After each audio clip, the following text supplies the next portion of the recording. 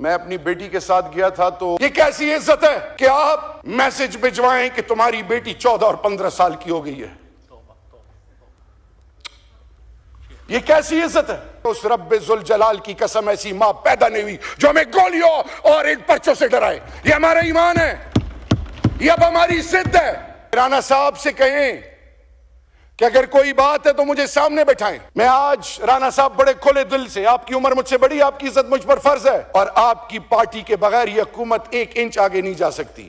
وہ الگ بات ہے کہ اب اس کے بعد ٹیلی فون آنے شروع ہو گئے ہوں, اور یہ اگر نہ ہوتا تو میری 7 پشتے بھی مجھے معاف نہ کرتے, اور پھر ماں بہنوں بیٹیوں پہ ہاتھ ڈالتے ہیں. یہ تو 60-70 سال کی زندگی اللہ کے دربار میں, پھر آپ کیا کریں گے؟ نہ کریں, سد تک نہ جائیں. چیئرمین صاحب ان کو بتائیں اور سننے والے سن لیں.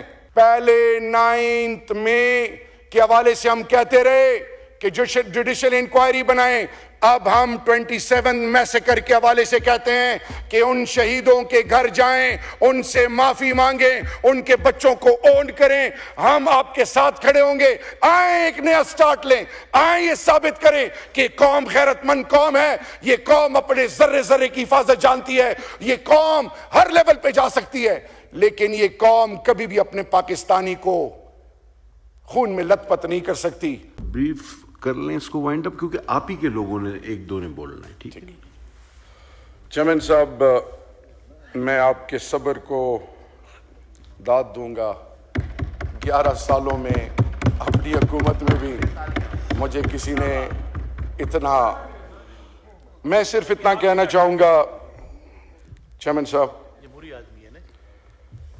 آپ اور یہ ایوان گواہ رہے گا, ہم نے بڑی مار کھا لی ہے. میں اپنی بیٹی کے ساتھ گیا تھا تو ایز انٹرنیشنل اسٹوڈنٹ اس کا بینک اکاؤنٹ پاکستان اور میرے نام سے جب آیا, اٹ ٹک 7 ویکس. کیوں؟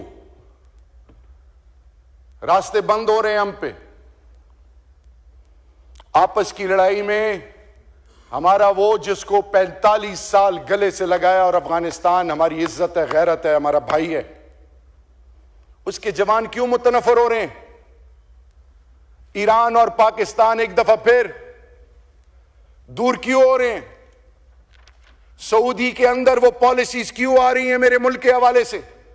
یو ای کے اندر کچھ تو ہے جس کے لیے ہم ذمہ دار ہیں. کیا وجہ ہے کہ پارلیمان پہ حملہ ہوتا ہے, ممبر آف دا پارلیمنٹس کو پارلیمان سے اٹھایا جاتا ہے؟ 342 کے پارلیمان میں اپر اور لوئر ہاؤس کچھ کہنا چاہیں بھی تو نہیں کہہ سکتے. میں اس وقت بھی اسپیکر صاحب کے پاس گیا تھا, ایاز صادق صاحب کے پاس, کہ رانا صاحب سے کہیں کہ اگر کوئی بات ہے تو مجھے سامنے بٹھائیں, کیونکہ مجھے کبھی علی محمد خان بتاتا تھا, کبھی کوئی اور بتاتا تھا. میں آج رانا صاحب بڑے کھلے دل سے, آپ کی عمر مجھ سے بڑی, آپ کی عزت مجھ پر فرض ہے, اگر ہم نے اس گھر کو ٹھیک کرنا ہے تو نیک نیتی پرائورٹی نمبر 1 ہے. اور اگر کسی کے ذہن میں یہ ہے کہ گولیوں سے ڈرا دیں گے یا پرچوں سے ڈرا دیں گے, اس رب ذوالجلال کی قسم ایسی ماں پیدا نہیں ہوئی جو ہمیں گولیوں اور ان پرچوں سے ڈرائے. یہ ہمارا ایمان ہے, یہ اب ہماری ضد ہے. عمران خان کو اس قوم کی ضرورت ہے, اس پارلیمان اور اس ملک کے اندر تمام پولیٹیکل پارٹیز کے بیچ میں ٹروتھ اینڈ ریکانسیلیشن کے علاوہ ایک یونٹی اور ایک نئی کمٹمنٹ کے لیے ہم سب کو بیٹھنا پڑے گا. ہم سب آپ کی عزت کرتے ہیں, لیکن یہ کیسی عزت ہے کہ مجھے آپ کہتے ہو کہ ہم بنی گالا گئے اور پھر ماں بہنوں بیٹیوں پہ ہاتھ ڈالتے ہیں. یہ کیسی عزت ہے کہ آپ میسج بھجوائیں کہ تمہاری بیٹی 14 اور 15 سال کی ہو گئی ہے؟ یہ کیسی عزت ہے؟ جو ماں اور بچیاں روڈوں پہ بھاگ رہی ہوں اور اسلام آباد F8 کی سڑکوں پہ. اور یہ اگر نہ ہوتا تو میری 7 پشتے بھی مجھے معاف نہ کرتی. نہ کریں، اس حد تک نہ جائیں. چیئرمین صاحب ان کو بتائیں اور سننے والے سن لیں. اس حد تک نہ جائیں. آپ کہتے ہیں آپ ریڈ زون میں آئے تھے، آپ نے ہمارے بندے بھی شہید کر دیے، زخمی بھی ہو گئے، پرچے بھی ہمارے خلاف کر دیے، کیا کیا کرنے جا رہے ہیں. تو وہ یہ تو 60-70 سال کی زندگی اللہ کے دربار میں، پھر آپ کیا کریں گے؟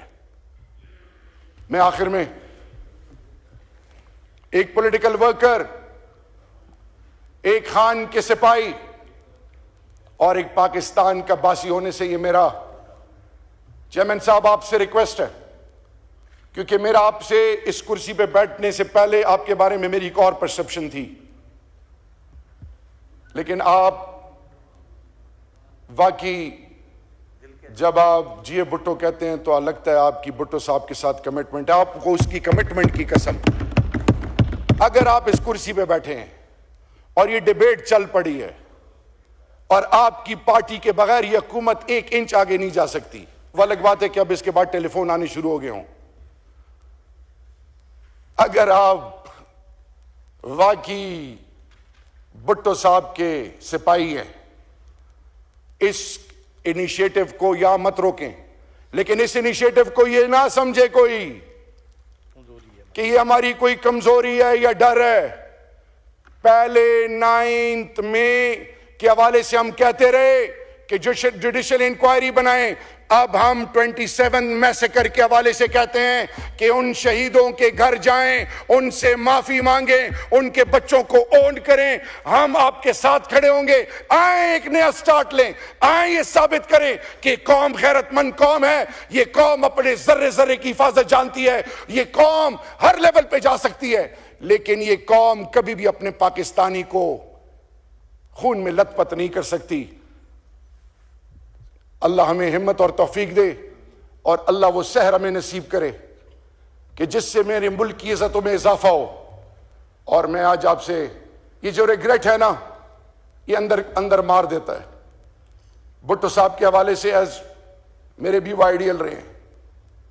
میں آج آپ سے ریکویسٹ کروں گا، عمران خان صاحب جو اندر ہیں، 3 قسم کے لوگ ان سے مل رہے ہیں: family, political team and legal team.